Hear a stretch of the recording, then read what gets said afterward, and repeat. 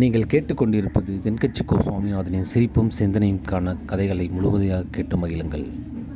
தைரியசாலிகளை நெருங்கிறதுக்கு யமன் பயப்படுவான் அப்படின்னு சொல்கிறது உண்மைதான். அது பொய் இல்லை. மன வலிமை இருக்கு பாருங்க, அது மனுஷனை காப்பாற்றும். இது மருத்துவ ரீதியான உண்மை. உடல் கோளாறுகள் மன ஆரோக்கியத்தை பாதிக்கும். மன எழுச்சி, மன போராட்டம் இதெல்லாம் உடல் இயக்கத்தில் மாறுதலை உண்டாக்குது. சில வகையான நோய்களுக்கும் மனசுக்கும் இருக்கிற சம்பந்தம் என்னங்கிறத பற்றியெல்லாம் இப்போ ஆராய்ச்சி பண்ணுறாங்க. ஆஸ்மா, மூட்டு வலி, பெருங்குடல் அழற்சி, உயர் இரத்த அழுத்தம், சோரியாசிஸுங்கிற தோல் வியாதி, வயிற்று புண்ணு, இந்த தைராய்டு நச்சுத்தன்மை, இது மாதிரி நோய்களை உண்டாக்குறதுல மனசோட பங்கு என்னங்கிறத பற்றியெல்லாம் ஆய்வு பண்ணி பார்த்துருக்குறாங்க. எதுக்கு எடுத்தாலும் சோர்ந்து போகிறது, தோண்டு போகிறது, இப்படிப்பட்ட மனவாகு, அதோட யாரும் நமக்கு உதவ முடியாது அப்படிங்கிற மனோபாவம், கைவிடப்பட்ட மனநிலைமை, இதெல்லாம் நோயோட தீவிரத்தை ரொம்ப அதிகரிக்க செய்யுதான். இவங்கெல்லாம் அந்த கை கால் வலிக்குது, உடம்பு அசதியாக இருக்குது, தூக்கம் வரல, முதுகு வலிக்குது, உடம்புல உணர்ச்சி குறையுது, கை கால் விரல்லாம் மரத்து போகுது, இப்படி ஏதாவது சொல்லிக்கிட்டு டாக்டர்களை தேடி வந்துக்கிட்டு இருப்பாங்க. நெஞ்சு வலி யாருக்கு வருது தெரியுமா? பதற்றம், போட்டி மனப்பான்மை, அளவுக்கு அதிகமான வேகம், துடிப்பு, பேராசை, இதுலேயும் கட்டுப்பாடு, நேரம் தவறாமை, அப்புறம் இதெல்லாம் உள்ள மனவாக உள்ளவங்க இருக்கிறாங்கல்ல, அவங்க பெரும்பாலும் நெஞ்சு வலிக்கு ஆளாயிடுறாங்களாம். ஃப்ரீட்மேன் அப்படிங்கிறவர் நிறைய ஆராய்ச்சியெல்லாம் பண்ணி பார்த்துட்டு இதை உறுதிப்படுத்தியிருக்கிறார். அவர் பண்ணின ஆராய்ச்சியில் என்னெல்லாம் தெரிய வந்தது தெரியுமா? பொறுப்பு அதிகம் உள்ளவங்களுக்கு கண்டிப்பாக ரத்த அழுத்தம் வரும், அதிகமாக இருக்குமா. அதே மாதிரி கண்டிப்பாக இருக்கிறாங்கல்ல, அவங்களுக்கும் ரத்த அழுத்தம் அதிகரிக்குமா. ரத்த அழுத்தம் தனக்கு அதிகமாக இருக்குங்கிறத தெரிஞ்சுக்கிட்டவங்க தலைவலி, மயக்கம், இந்த தலை சுத்தல், அசதி, இது மாதிரியான உணர்வுகளை அவங்களுக்கு வந்துடும், அது மாதிரி உணர்வு. ஆனால் உண்மை என்ன தெரியுமா? இதெல்லாம் ரத்த அழுத்தத்தினால இல்லை. ரத்த அழுத்தம் கட்டுப்பாட்டுக்குள்ளே இருந்தால் கூட இவங்க இப்படி நினைக்கிறாங்களாம். இதுக்கு காரணம் மனசு தான் அப்படிங்கிறார் அவர். சில பேர் எப்படி தெரியுமா? ஒருத்தர் மாரடைப்பால் இறந்து போனார் அப்படின்னு கேள்விப்பட்டால் போதும், இறந்து போகிறதுக்கு காரணம் இதயம்தான் அப்படிங்கிற பீதியால், இதய தளர்ச்சி அப்படிங்கிற மனநோயால் பாதிக்கப்படுறார். இவங்கெல்லாம் அடிக்கடி தங்களுடைய இதய பகுதியை தொட்டு பார்த்துக்குவாங்க, நாடியை பிடிச்சி பார்த்துக்குவாங்க, அடிக்கடி மூச்சை உள்ளுக்கு இழுத்து வெளியில் விட்டு வலி வருதா அப்படின்னு பார்த்துக்கிட்டு இருப்பாங்க. வேறு எங்கேயாவது வலிச்சா கூட நெஞ்சை வலிக்குதா அப்படின்னு பார்ப்பாங்க. நெஞ்சு வலிக்குதுன்னு கூட சில பேர் சொல்ல ஆரம்பிச்சிருவாங்க. ஆஸ்மாவுக்கும் மனசுக்கும் சம்பந்தம் உண்டு. தீர்வு காண முடியாத மன போராட்டங்கள் எல்லாத்துக்கும் அடுத்தவங்களையே சார்ந்து இருக்கிற மனநிலை, இதெல்லாம் ஆஸ்மாவினுடைய தீவிரத்தை அதிகப்படுத்திடும். பயம், இது எப்படின்னா என்ன நடக்குமோங்கிற பதற்ற நிலை, அப்புறம் இந்த பயம், இதெல்லாம் சுவாசத்தில் அதிகரிக்க செய்யுது இல்லையா? இதனால் இரத்தத்தின் காரத்தன்மை அதிகமாகி நோயின் தீவிரமும் அதிகமாகுது. மன போராட்டம், மனக்கவலை, மன இறுக்கம், இதெல்லாம் தோல் வியாதியை தூண்டி விடுதான். இது மாதிரி இன்னும் எவ்வளவோ இருக்குது. அதனால் இன்றைக்கி நமக்கு தேவை என்னென்னா மன வலிமை, மலர்ந்த முகம். இது ரெண்டும் இருந்துட்டுதுன்னா பலவிதமான நோய்கள் நம்மக்கிட்ட நெருங்கி வராது. டாக்டர், என்ன நெருங்காமல் இருக்கிறதுக்கு நான் ஒரு காரியம் பண்ணுறேன் அப்படின்னார் ஒருத்தர். அவர் என்ன அர்த்தத்தில் சொன்னார்னா, டாக்டர் அவரை நெருங்காமல் இருக்கிறதுக்கு அவர் ஒரு காரியம் பண்ணுறாராம். நண்பர்கிட்ட சொன்னார். நண்பர் கேட்டார், அது என்ன காரியம் பண்ணுற அப்படின்னு கேட்டார். தினம் ஒரு ஆப்பிள் பழம் சாப்பிட்றேன்னார் அவர். ஏன்னா ஆங்கிலத்தில் ஒரு பழமொழி சொல்லுவாங்கள்ல, an apple a day keeps doctor away அப்படிம்பாங்க. ஒரு ஆப்பிள் பழம் சாப்பிட்டா டாக்டர் விலகியே இருப்பார், டாக்டர்கிட்ட போக வேண்டிய அவசியம் இருக்காது அப்படிங்கிறதுக்காக அந்த பழமொழி சொல்கிறது. என்ன, நான் யாருமே நெருங்காமல் இருக்கிறதுக்கு நான் ஒரு காரியம் பண்ணுறேன்னார் இன்னொருத்தர். டாக்டர் நெருங்காமல் இருக்கிறதுக்கு ஆப்பிள் பழம் சாப்பிட்றேன்னார் அவர். என்ன, யாருமே நெருங்காமல் இருக்கிறதுக்கு நான் ஒரு காரியம் பண்ணுறேன்னார் இன்னொருத்தர். அது என்னன்னு கேட்டோம். தினம் ஒரு பூண்டு சாப்பிட்றேன்னார். ஏ கார்லிக் எ டே கீப்ஸ் எவரிபடி அவே அப்படின்னு அதுக்கு ஒரு புது விளக்கமும்.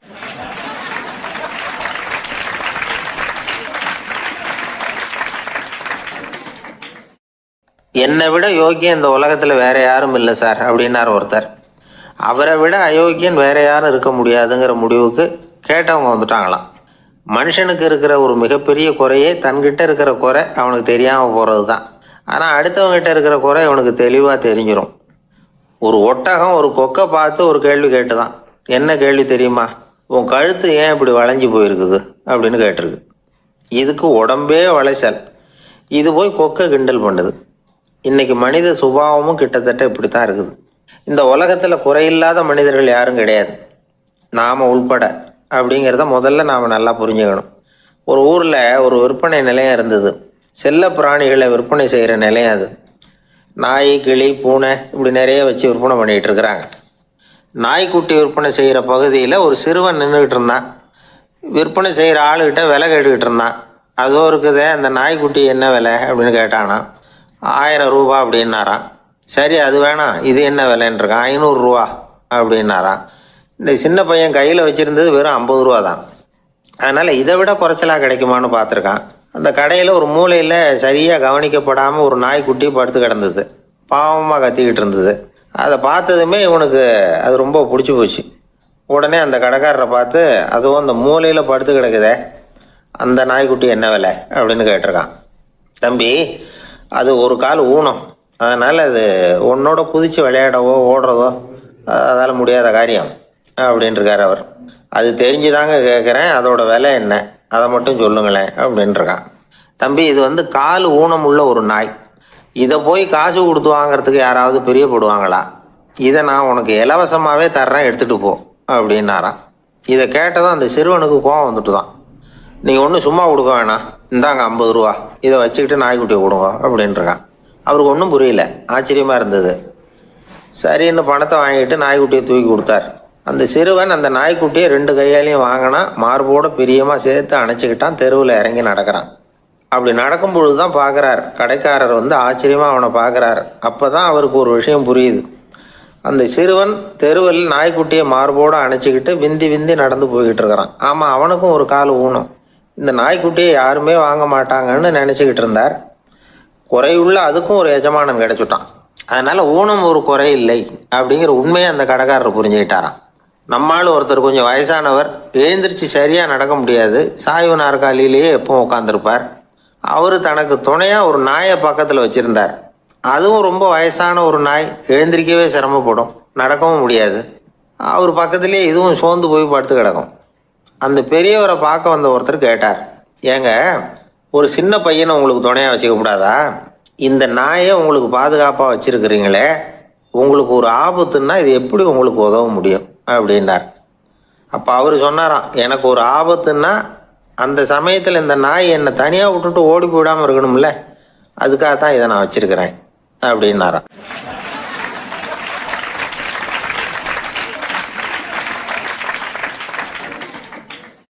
ஒரு ஊரில் ஒரு பெரியவர் இருந்தார். அவர் ஒரு குரு. அவர் தொடர்ந்து தியான கூட்டங்கள் நடத்துவார். அந்த கூட்டத்தில் கலந்துக்கிறதுக்காக பல ஊர்கள்லேருந்து சீடர்கள் நிறைய பேர் வருவாங்க போவாங்க. ஒரு நாள் அங்கே கூட்டம் நடந்துக்கிட்டு இருக்குது. அந்த சமயத்தில் சீடர்களில் ஒருத்தன் என்னத்தையும் திருடி விட்டான். மற்ற சீடர்கள் அதை கவனிச்சுட்டாங்க. இவன் ஆப்பிட்டுக்கிட்டான். கூட்டம் முடிஞ்ச பிற்பாடு இவன் திருடின விஷயத்த அந்த பெரியவர்கிட்ட போய் சொன்னாங்களாம். அவர் கவனத்துக்கு கொண்டுகிட்டு போனாங்க.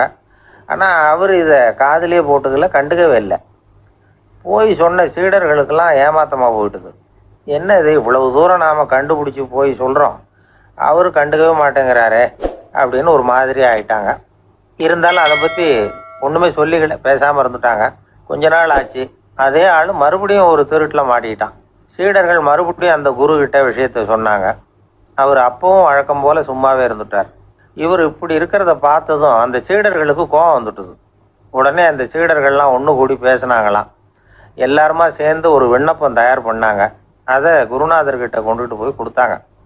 அந்த விண்ணப்பத்தில் இவங்க என்ன எழுதியிருக்கிறாங்க தெரியுமா? குருநாதர் அவர்களே, உடனே திருடனவன் மீது சட்ட நடவடிக்கை எடுக்கணும். நீங்கள் அப்படி அவனை இங்கே சேர்க்கக்கூடாது. நீங்கள் சேர்த்தீங்கன்னா நாங்கள் இங்கே இருக்கிறத பற்றி யோசிக்க ஆரம்பிச்சிருவோம். அவனை இந்த மடத்தை விட்டே துரத்தி பண்ணணும். நீங்கள் அவனை வெளியில் அனுப்புங்க, இல்லைன்னா நாங்கள் அத்தனை பேரும் வெளியில் போயிடுறோம். இப்படி தான் அந்த விண்ணப்பத்தில் எழுதியிருக்கிறாங்க. குரு அந்த விண்ணப்பத்தை வாங்கி படித்து பார்த்தார். அதுக்கப்புறம் அதை எழுதின அத்தனை பேரையும் கூப்பிட்டாரு. எல்லாரும் இப்படி வாங்கன்னாரு. வந்தாங்க. இப்படி என் எதிரில் உட்காருங்கன்னார். உட்காந்தாங்க. அப்புறம் சொன்னார், இதை பாருப்பா, நீங்கள் எல்லாரும் புத்திசாலிகள், உங்களுக்கு எது நல்லது எது கெட்டதுங்கிறது நல்லா தெரியும். நீங்கள் மேற்கொண்டு ஏதாவது படிக்கணும்னு நினச்சா வேற எங்கே வேணும்னாலும் போகலாம், அதுக்கு நான் தடை சொல்ல மாட்டேன். ஆனால் உங்களால் குற்றம் சாட்டப்பட்ட அவன் இருக்கானே, அவன் எப்படின்னா அவனுக்கு எது நல்லது எது கெட்டதுங்கிறதெல்லாம் தெரியாது, அதனால தான் திருடுறான். நீங்கள் சொல்கிறது மாதிரி அவனை அடித்து துரத்தி விடுறோம்னு வச்சுக்கோங்க, அவனுக்கு எப்படி நல்லது கெட்டது தெரியும்? அவனுக்கு அதை யார் சொல்லி கொடுக்கறது? அதனால் இங்கேயே இருக்கட்டும், அதுதான் சரி. இதுக்காக நீங்கள் எல்லாரும் என்னை விட்டுட்டு போனாலும் சரி, அவனை நான் விரட்ட மாட்டேன் அப்படின்னு விட்டாரான். இவ்வளவையும் திருடனை அந்த சீடன் கேட்டுக்கிட்டே இருந்திருக்கான். அவன் கண்களில் கண்ணீர். அப்படியே எழுந்திரிச்சு வந்தான். குரு காலில் விழுந்தான். அவன் கண்ணீரில் அவனது தீமை கழுவப்பட்டது அப்படிம்பாங்க. அதாவது சீடர்களுக்கு அந்த குருவோட பெருமை அப்போதான் புரிஞ்சுதான். ஒரு நல்ல ஆசிரியர் இருக்காருன்னு வச்சுங்க, நல்லா படிக்கிற பையனுக்கு தான் பாடம் சொல்லி கொடுப்பேன்னா அது என்ன பெரிய விஷயமா? மோசமாக படிக்கிறவனையும் மாற்றி காட்டுறேங்கிறது தான் பெருமை. இந்த காலத்து குரு ஒருத்தர் ஒரு ஆசிரமம் வச்சு நடத்திட்டு வந்தார். நிறைய பேர் தினம் வருவாங்க போவாங்க. ஒரு நாள் ஒருத்தன் வந்தான். அந்த குரு முன்னாடி போய் நின்னான். ஐயா, என்ன உங்கள் சீடனாக ஏற்றுக்கணும்னா. அந்த குரு நிமிர்ந்து பார்த்தார். உன்னுடைய நோக்கம் என்னன்னு கேட்டார். ஐயா, உங்ககிட்ட கொஞ்ச நாள் இருந்தேன்னா நல்ல பழக்க வழக்கங்களை கற்றுக்கலாம், அதுக்கப்புறம் வெளியில் போய் ஒரு நல்ல தொழில் தொடங்கி வாழ்க்கையில் முன்னுக்கு வரணுங்கிறது தான் என்னோட நோக்கம் அப்படின்னா.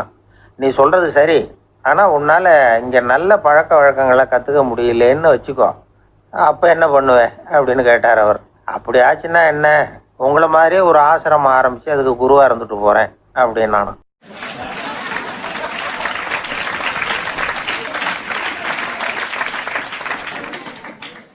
இந்த காலத்தில் எல்லாமே நாற்காலிக்கு ஆசைப்படாதவர்கள் அப்படின்னு சொல்லிட முடியாது. ஏன்னா நிறைய பேர் நாற்காலிக்கு ஆசைப்படுறவங்கள நாம் பார்க்குறோம். உட்கார்றதுக்கு ஒரு நாற்காலி கிடைச்சிடாதா, அதோட ஒரு கால் உடஞ்சி முக்காலியாக இருந்தாலும் பரவாயில்ல, ஒரு மாதிரியாக அனுசரித்து உட்காந்துக்கலாம் அப்படின்னு அலையிறவங்க எத்தனை பேர்? இந்த காலத்தில் மட்டும்தான் அப்படின்னு இல்லை, அந்த காலத்துலேயும் இதே மாதிரி ஆசைகள் சபலங்கள் இருந்திருக்கும் போல இருக்கு. பரமசிவன் வசிஷ்டருக்கு ஒரு விசேஷமான ஆசனத்தை கொடுத்துருந்தாராம். சரி, அப்படி என்ன அதில் விசேஷம்னா, வசிஷ்டர் ஒரு குறிப்பிட்ட இடத்துக்கு போகணும்னு நினச்சி புறப்படுறாருன்னு வச்சுக்கோங்க, அவருக்கு முன்னாடியே இந்த ஆசனம் புறப்பட்டுரும். போய் ஒரு வசதியான இடமா பார்த்து இருந்துக்கும். வசிஷ்டர் போவார். அங்கே போனதும் எங்கே உட்காரலாம்ங்கிற இட பிரச்சனையெல்லாம் அவருக்கு ஏற்படுறதில்ல. அதுதான் இவருடைய இருக்கை அங்கே முன்னாடியே போய் காத்துக்கிட்டு இருக்குதே. நேராக போவார், அதில் உட்காந்துக்குவார். மற்ற முனிவர்கள்லாம் இதை பார்த்தாங்க. அவங்களுக்கு பொறாமையாக இருந்துதான். எல்லாரும் ஒரு இடத்துல கூடி இதை பற்றி பேசியிருக்கிறாங்க. என்ன இது, நாமளும் அவரை மாதிரி தானே இருக்கிறோம், இருந்தாலும் நமக்கும் அது மாதிரி ஒரு ஆசனம் கிடைக்கலையே அப்படின்னு யோசனை பண்ணியிருக்காங்க. சரி, நேராக பரமசிவன்கிட்டே போவோம், இதை பற்றி கேட்போம் அப்படின்னு நினச்சிக்கிட்டு போனாங்களாம். பரமசிவனை பார்த்துருக்குறாங்க. ஐயா, நாங்களும் முனிவர்கள் தானே, வசிஷ்டர் பண்ணுறது மாதிரி நாங்களும் உங்களை குறித்து கடும் தவம் பண்ணிக்கிட்டு தானே இருக்கிறோம். அப்படி இருக்கும் பொழுது அவருக்கு மட்டும் ஏன் இந்த விசேஷ சலுகை அப்படின்னு கேட்டிருக்காங்க. அதுக்கு பரமசிவன் சொன்னாராம், முனிவர்களே, உங்கள் கேள்விக்கு நான் பதில் சொல்கிறேன், ஆனால் அதுக்கு முன்னாடி நீங்கள் ஒரு காரியம் பண்ணணும்னாராம். என்ன செய்யணும் சொல்லுங்கன்னு இருக்காங்க. நீங்கள் ஒவ்வொருத்தரும் தனித்தனியாக போய் உங்களை விட உயர்ந்த ஒருத்தரை தேடி கண்டுபிடிச்சி அவருக்கு அதிதி பூஜை பண்ணி அவரை ஒரு மண்டலத்துக்குள்ளே என்கிட்ட அழைச்சிட்டு வந்துருங்க அப்படின்னாராம். சரின்னு எல்லாரும் புறப்பட்டுருக்காங்க. அவங்க போனதுக்கு அப்புறம் நந்தி தேவனை அழைச்சி வசிஷ்டரை கூப்பிட்டுக்கிட்டு வர சொன்னாராம். அவர் வந்தார், வணங்கினார். வசிஷ்டரே, இன்னையிலேருந்து ஒரு மண்டலத்துக்குள்ள உங்களை விட தாழ்ந்தவர் ஒருத்தரை தேடி கண்டுபிடிச்சி அவருக்கு அதிதி பூஜை பண்ணி அவரை என்கிட்ட கூப்பிட்டுக்கிட்டு வாங்கன்னு விட்டார். சரின்னு இவரும் புறப்பட்டு போயிட்டார். கொஞ்ச நாள் ஆச்சு. முனிவர்கள்லாம் திரும்பி வந்தாங்க. பரமசிவன் முன்னாடி நின்னாங்க. ஐயா, எவ்வளவோ தேடி பார்த்துட்டோம், எங்களை விட உயர்ந்தவர்கள் யாருமே கிடைக்கல அப்படின்னாங்களாம். வசிஷ்டரும் சேர்ந்தார். ஐயா, எவ்வளவோ தேடி பார்த்தேன், என்னை விட தாழ்ந்தவர் யாருமே கிடைக்கல அப்படின்னாராம். அவரே தொடர்ந்து சொன்னார், என்னுடைய மனைவி எனக்கு அடங்கினவ தானே, அவளுக்காவது அதிதி பூஜை பண்ணி அழைச்சிட்டு வந்துடலாமான்னு யோசிச்சு பார்த்தேன். என்னோட மனசு அதுக்கும் இடம் கொடுக்கல. ஏன்னா அவளோட விரதத்துக்கு முன்னாடி நாம ஏமாத்திரம் அப்படின்னு யோசிச்சு பார்த்தேன். அதனால அந்த எண்ணத்தையும் கைவிட்டுட்டேன் அப்படின்னு ரொம்ப வருத்தத்தோட சொன்னாராம். இதை கேட்ட உடனே மற்ற முனிவர்களுக்கு வெக்கமா போச்சு. இந்த உலகத்தில் நம்மளை விட மேலானவங்க யாருமே இல்லைன்னு நாம் நினைச்சோம். வசிஷ்டரோ தன்னை விட தாழ்வானவங்க யாருமே இல்லைன்னு நினைக்கிறார். பரமசிவன் ஏன் அந்த ஆசனத்தை அவருக்கு மட்டும் கொடுத்தார் அப்படிங்கிற கேள்விக்கான பதில் அவங்களுக்கு கிடைச்சிட்டு தான். இந்த காலத்தில் நாம் எப்படி நினைக்கிறோம்னா, எல்லாரும் நம்மளை விட மட்டமானவங்கன்னு நினைக்கிறோம். அதனால் நாம் மட்டும் நாற்காலியில் உட்காந்தா போதும் அப்படின்னு நினைக்கிறோம். ஏமாந்து போனவங்க சந்தர்ப்பம் பார்த்து காலை வாரி விட்டுறாங்க, கீழே விழுந்து காலை உடச்சிக்கிறோம். அதுதான் இன்றைக்கி நடக்கிறது. ஒரு அம்மா தன்னோட வீட்டுக்காரரை ஒரு மனோதத்துவ டாக்டர்கிட்ட அழைச்சிட்டு போனாங்களாம். என்ன ப்ராப்ளம்னு கேட்டிருக்காரு டாக்டர். எங்கள் வீட்டுக்காரர் அடிக்கடி நாற்காலியில் உட்காந்து காலை உடச்சிக்கிறார் அப்படின்னாங்களாம். அப்படின்னா அந்த நாற்காலியில் தான் ஏதோ கோளாறு அப்படின்னாராம் டாக்டர். அப்படி இருக்க முடியாது டாக்டர் அப்படின்னாங்களாம் அந்த அம்மா. அது எப்படி அவ்வளோ உறுதியாக சொல்கிறீங்கன்னு கேட்டிருக்காரு அந்த டாக்டர். எங்கள் வீட்டில் நாற்காலியே கிடையாது டாக்டர், இவர் இருக்கிறதா நினச்சிக்கிட்டு உட்கார்றார், அதுதான் ப்ராப்ளம் அப்படின்னாங்களாம் அந்த அம்மா.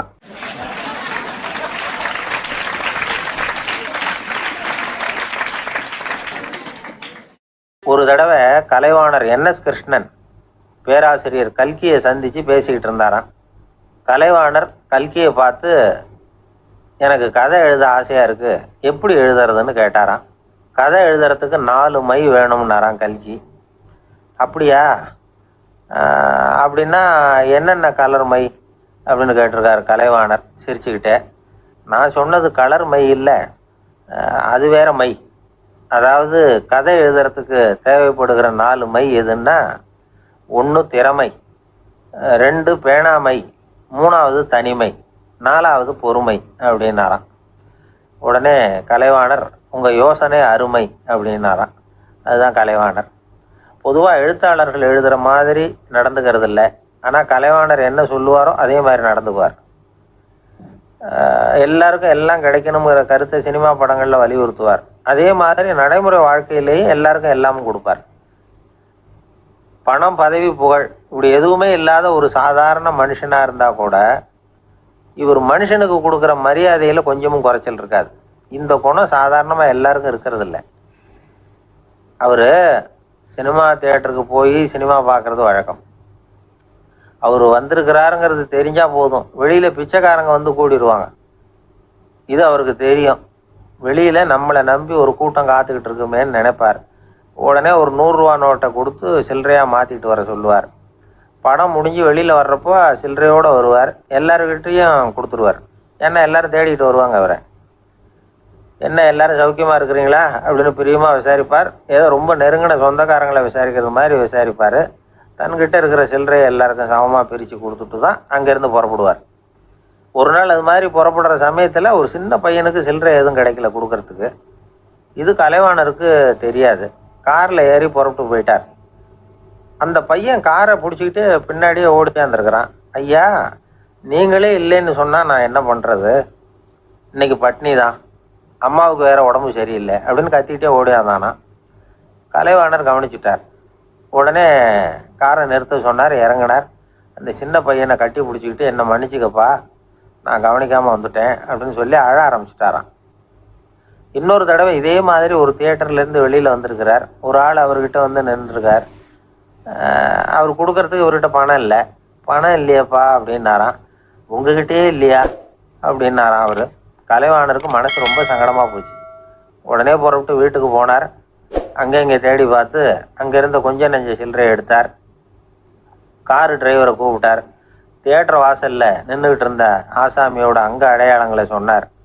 காரை எடுத்துகிட்டு போய் அந்த ஆளை கண்டுபிடிச்சி இந்த காசை கொடுத்துட்டு வா அப்படின்னு அனுப்பி வச்சாராம். பிச்சை போடுறதுக்காக காரை அனுப்புனதாக வேற யாரை பற்றியாவது நீங்கள் கேள்விப்பட்டிருக்கிறீங்களா? அவர் ஒரு வித்தியாசமான மனிதர், வித்தியாசமான கலைஞர். கலைவாணரோட சகோதரர் கல்யாணம் நடந்தது.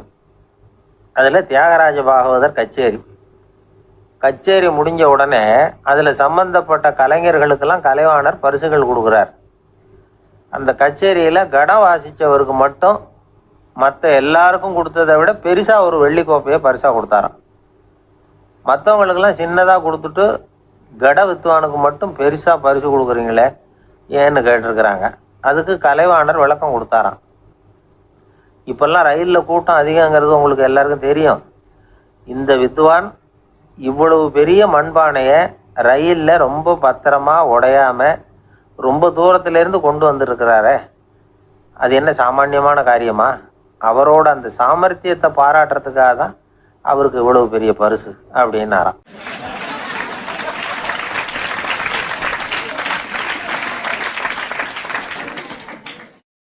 மனிதர்களில் சில பேர் ரொம்ப வித்தியாசமாக நடந்துக்குவாங்க. மற்றவங்களுக்கு அது ரொம்ப ஆச்சரியமாக கூட இருக்கும். அந்த ஆள் ஒரு மாதிரி பார்த்து நடந்துக்கோ அப்படின்னு கூட சொல்கிறது உண்டு. இவங்களை பார்த்து நாம் பித்து குளியும்போம். உளவியல் இவங்களை எக்ஸென்ட்ரிக்ஸ் அப்படின்னு சொல்லுது. இவங்களை மனநோயாளிகள்னு தவறாக புரிஞ்சிக்க கூடாது. அவங்க வேற, இவங்க வேற. எக்ஸென்ட்ரிக்ஸ் பற்றின சில விவரங்கள் ஒரு புத்தகத்தில் இருக்குது. அதாவது ஸ்காட்லாந்தில் ஒரு உளவியல் மருத்துவர் அதை எழுதியிருக்கிறார். அவர் பேர் டாக்டர் டேவிட் வீக்ஸ். அவருக்கு ஒரு உதவியாளர் இருந்தாராம். அவர் பேர் கேட் வுட். இவங்க 2 பேரும் சேர்ந்து இங்கிலாந்து பூரா சுற்றி பார்த்துருக்காங்க. 3 வருஷம் சுற்றினாங்களாம். நான் சொன்னது மாதிரி ஒரு மாதிரியாக இருக்கிற ஆசாமிகள் பல பேரை சந்தித்து பேசி அவங்கள பற்றி ஆய்வுலாம் நடத்தியிருக்கிறாங்க. அப்படி நடத்தி அதை ஒரு புஸ்தகமாக எழுதியிருக்கிறாங்க. நிறைய பேசி பார்த்துட்டு அவங்க சொல்லியிருக்கிறத கேட்டால் ரொம்ப ஆச்சரியமாக இருக்குது. நாம் இவங்களை பார்த்து பித்துக்குழிங்கிறோம், எக்ஸென்ட்ரிக்ஸ் அப்படின்னு சொல்கிறோம், கிண்டல் கூட பண்ணுறோம். ஆனால் அவங்களோட அறிவு ரொம்ப தெளிவானதான். இந்த ஆராய்ச்சியாளர்கள் சொல்கிறாங்க. அவங்க உடல் நலமும் ரொம்ப நல்லா இருக்குதான், உடம்புலையும் எந்த கோளாறும் இல்லையா. அவங்களுக்கு மகிழ்ச்சியும் அதிகமாக, ஆயுளும் அதிகமாக. அவங்களில் பல பேர் என்ன சொல்கிறாங்கன்னா, நீங்கள் நினைக்கிறது மாதிரி இல்லை நாங்கள், ஆனால் நாங்கள் மற்றவங்கள்லேருந்து வேறுபட்ட தன்மை உள்ளவங்க அப்படிங்கிறத ஒத்துக்கிறாங்களாம். இந்த உலகம் பிறந்ததுலேருந்தே இப்படிப்பட்ட வித்தியாசமான ஆசாமிகளும் பிறந்திருக்கிறாங்க. சரி, அப்படிப்பட்டவங்க எப்படி இருப்பாங்க? இப்போ ஒரு மகாராஜா தன்னோட நாய்க்கு லட்சக்கணக்கில் பணம் செலவு பண்ணி கல்யாணம் பண்ணி வச்சிருக்கிறார். ஒரு கோடீஸ்வரர் தான் வளர்த்துக்கிட்டு இருந்த பூனைகளுக்கு தன்னோட சொத்து பூராவும் எழுதி வச்சிருக்கிறார். இது மாதிரி ஒருத்தர் 2 பேர் இல்லை, நிறைய பேர் உண்டு. சில பேர் எப்படி தெரியுமா? அவங்களுக்கு வசதியில் எந்த குறையும் இருக்காது. வீடு, காரு, பணம் எல்லாம் தாராளமாக இருக்கும். அப்படி இருந்தாலும் அவங்கக்கிட்ட ஒரு பழக்கம் இருக்கும். யாராவது ஒரு நண்பர் வீட்டு விசேஷத்துக்கு போயிருப்பார், இல்லைன்னா ஒரு கடைக்கு போயிருப்பார். அவங்க ரொம்பவும் மரியாதையாக வரவேற்று எல்லாம் பண்ணிகிட்டு இருப்பாங்க. ஆனால் இவர் அவங்களுக்கு தெரியாமல் ஏதாவது ஒரு பொருளை திருடி பாக்கெட்டில் போட்டுட்டு வந்துடுவார். அப்படி வந்தால் தான் இவருக்கு திருப்தி. பல பேர் அவங்க வளர்த்த பிராணிகளுக்கு பளிங்கு கல்லால் சமாதி கட்டி வச்சிருக்கிறாங்க. இப்படிலாம் பண்ணுறாங்க. பல பேர் அவங்களுக்கு பிடித்தமான ஒருத்தர் எப்படியோ அதே மாதிரி தலைமுடி, தாடி வச்சுக்கிறது, உடை உடுத்திக்கிறது, மலை குகையில் போய் குடியிருக்கிறது, இப்படி எவ்வளவோ வினோதமான நடவடிக்கைகள். இவங்களையெல்லாம் ஆய்வு பண்ணின டாக்டர் வீக்ஸ் என்ன சொல்கிறாரு தெரியுமா? பொதுவாக இவங்க உயர்ந்த புத்திசாலிகளாக இருக்கிறாங்க. ஒருமைப்பட்ட மனம், கருமையுமே கண்ணான பண்பு, தனிமையை நாடுற மனப்பான்மை எல்லாம் இவங்களுக்கு உண்டு. அவங்களில் பல பேர் அவங்க பெற்றோருக்கு முதல் குழந்தை அல்லது ஒரே குழந்தை, இப்படி தான் இருக்கிறாங்க. இது மாதிரியானவங்க பெண்கள் 1 பங்குன்னா ஆண்கள் 2 பங்கு. இவங்கெல்லாம் ஆக்கப்பூர்வமான செயல் செய்கிறாங்க. அப்படிப்பட்டவங்களாக தான் இருக்கிறாங்க. அடுத்தவங்க கிட்ட அன்பு காட்டுறவங்களா இருக்கிறாங்க, உற்சாகம் ஊட்டுறவங்களா இருக்கிறாங்க. அவங்களுடைய ஆக்கப்பூர்வமான பணிகளுக்கு ஊக்கம் கொடுத்தா அவங்க மன சந்தோஷமும் உடல் நலமும் பெருகும், ஆயுளும் கூடும். இதெல்லாம் அந்த டாக்டருடைய கண்டுபிடிப்பு. பித்துக்குழித்தனத்துக்கும் மனநோய்க்கும் வித்தியாசம் உண்டுங்கிறத சொல்கிறது தான் இந்த தகவல்.